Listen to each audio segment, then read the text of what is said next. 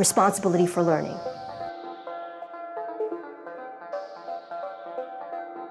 Stewardship in terms of the natural environment. It's learning just to collaborate. Doing projects that also have a real-world relevancy to students.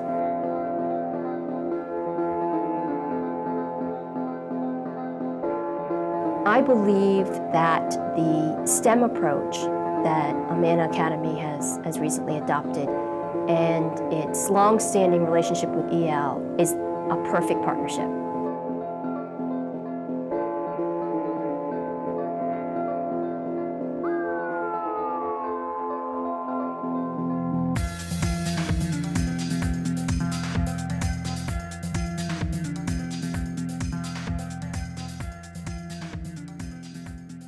My name is Maria Annunziata, and I am a kindergarten teacher at Amana. At the beginning of the expedition, before we even started, we have a mystery piece where each of the 4 different classrooms, the students get to come in and guess what the expedition is going to be about, and we get to kind of draw excitement out of the students. For spring, we decided to do a science-related expedition entitled Ants Are Engineers. We have case study 1, which looked at Georgia ants, all the ants that live in Georgia, and comparing and contrasting Georgia ants with normal insects. So here they're getting a little bit of background knowledge, figuring out what ants are, anatomically what they look like, and comparing their life cycle with another life cycle. So we studied the butterflies and compared and contrasted those 2 life cycles.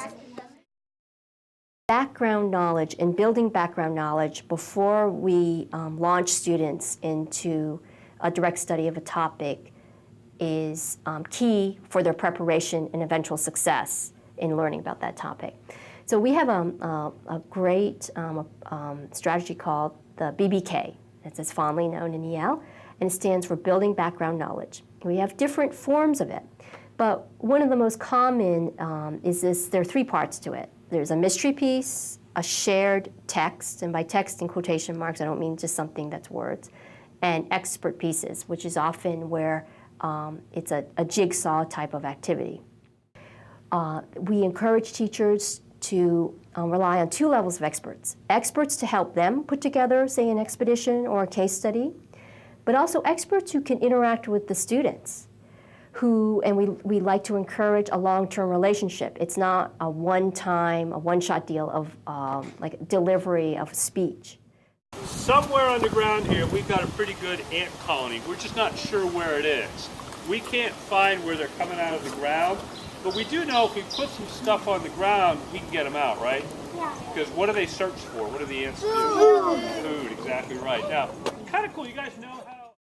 Field work or field studies are a central component of the case studies or expeditions that students engage in their work in schools.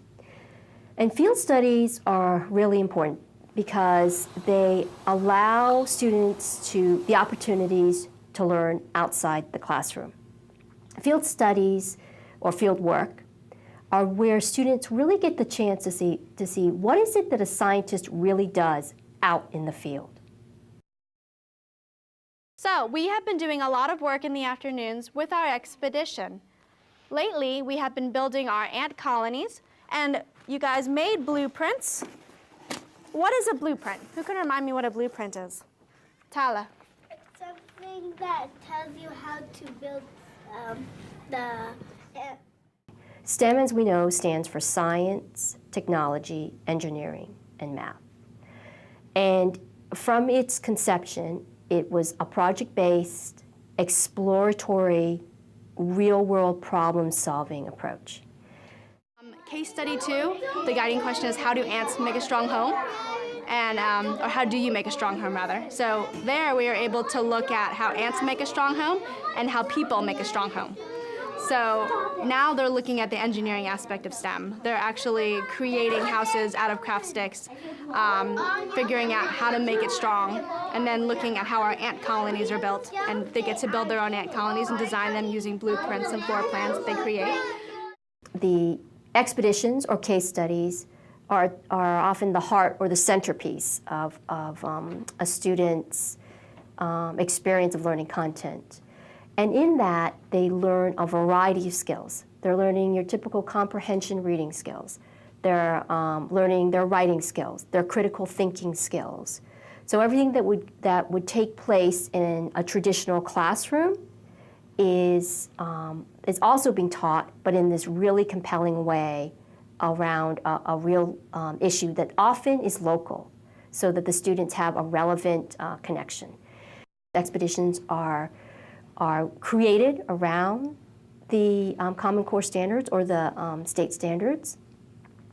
Students create products that are authentic and address those real-world issues or problems. Like, oh my gosh, you can't do it. Bless you. We need one small that? one and one big one. Well, you need a small one and a big one on the side. Remember? Because you still need to make room for your queen ant room. Right? So let's flip this on the side. Let's flip this on the side. Hey, Mommy. Figure out how big is your queen ant room gonna be. Okay. Remember, you can make this, I can cut this out so people can look into your queen ant room. Put that on the bottle. Should I explain where your tunnels come from in there? It comes, this one comes up from this one comes from this one, this one comes from this one, and this one comes from this. And what about this hole down here? These are all, Yeah.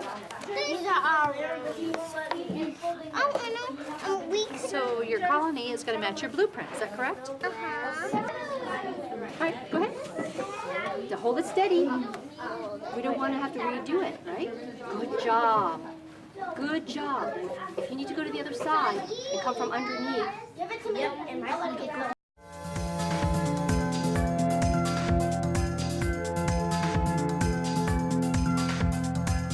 Hi, come on in.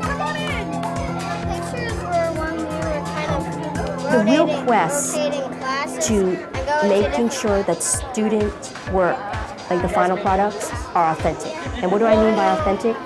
A real-world audience, not just your parents, not just your teachers, not just the school, but an audience beyond the school community. We're gonna have to keep practicing it because you guys are leading it, and you know what?